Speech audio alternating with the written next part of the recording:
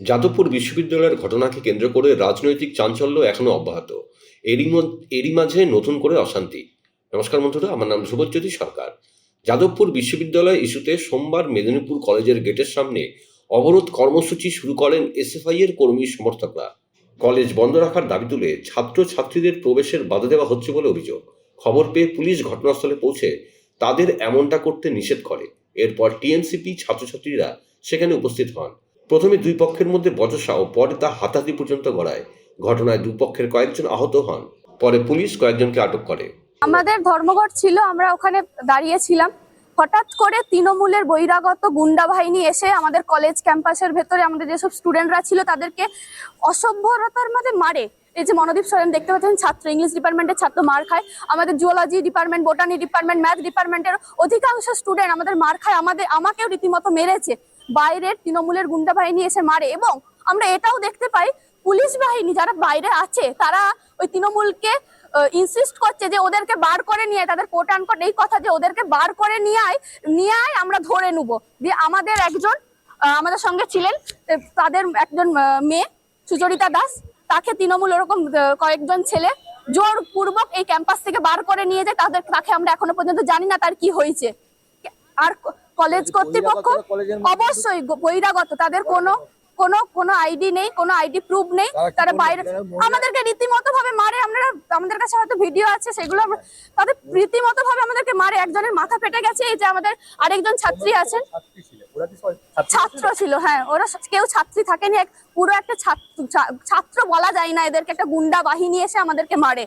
মানে মহিলা আপনাদের সমর্থকদের উপরে পুরুষ, শুধু মহিলা নয়, মহিলাদের উপর তো মার খেয়েছি, তার সঙ্গে পুরুষ যারা ছিল তারা আমাদের যারা ছাত্র ছিল তাদেরকেও এসে মারে। কেন এটা হবে? আমরা কলেজের মধ্যে আমরা কি তাহলে নিরাপদ নয়? কলেজের গার্ডরা কোনো কিছু নেই, টিচিং নন টিচিং স্টাফরা দাঁড়িয়ে নীরব দর্শকের ভূমিকা পালন করছে, বাইরে থেকে পুলিশ প্রশাসন নীরব দর্শকের ভূমিকা পালন করছে। কিন্তু তারা এই কথাটা বলছে যে ওদেরকে বার করে নিয়ে আমরা ধরবো। আমরা এই ঘটনার তীব্রতম নিন্দা জানাই এবং এরপরে আমাদের আন্দোলন আরো সুদীর্ঘ হবে। আমরা ছাত্র বিরোধী কোনো কর্মকাণ্ডে বিশ্বাসী নয়। আমরা ছাত্র স্বার্থে আমরা কাজ করি। পরবর্তী পদক্ষেপ আপনারা দেখতে পাবেন। পরশুদিন যে আমাদের শিক্ষামন্ত্রীর উপর যাদবপুরের যে বর্বরচিত অগণতান্ত্রিক, যাদবপুরে যে গণতন্ত্র নেই, অগণতান্ত্রিকভাবে যে আমাদের আক্রমণ হয় আমাদের শিক্ষামন্ত্রীর বিরুদ্ধে। এবং আজকে সারা ভারতে নাকি একটা এসএফআই সংগঠন যারা কখনো তাদেরকে মাঠে ঘাটে সাধারণ ছাত্রছাত্রীদের পাশে দেখা যায় না, এবং আজকে সাধারণত উচ্চ মাধ্যমিক আমরা প্রত্যেকেই জানি, আমরা প্রত্যেক স্কুলে আমরা তৃণমূল ছাত্র পরিষদ সর্বদা সাধারণ ছাত্রছাত্রীদের পাশে আছে। এবং আজকে মেদিনীপুর কলেজের সকালবেলায় ওরা গেট অবরুদ্ধ করেছে, আমরা গেটটা খুলে দিয়েছি এবং গেটটা খুলে যাতে সাধারণ ছাত্রছাত্রী ভিতরে ঢুকে ক্লাস করতে পারে সেই ব্যবস্থাটাই করেছি। এবং আমরাই এই যে দেখুন, এই হচ্ছে আপনাদের দেখাচ্ছে, এটা হচ্ছে পতাকার ওদের ফ্ল্যাগের টাং। ভাবুন, নৈরাজ্য সৃষ্টি করতে এসছে বাংলাতে, এবং বাংলাতে যেভাবে 34 বছর শাসন করেছে তারই নিদর্শন এই যে এটা যদি পতাকার টাং হয় আপনারাই দেখুন।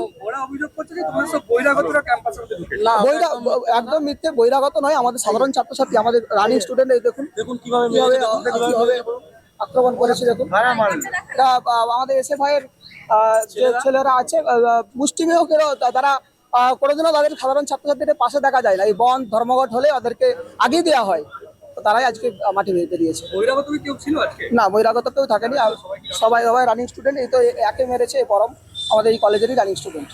বন্ধুরা, ভিডিওটি ভালো লাগলে দয়া করে লাইক শেয়ার করে দেবেন, আমাদের পেজটা ফলো করে নেবেন, আর আপনার মতামত কমেন্ট করে অবশ্যই জানান।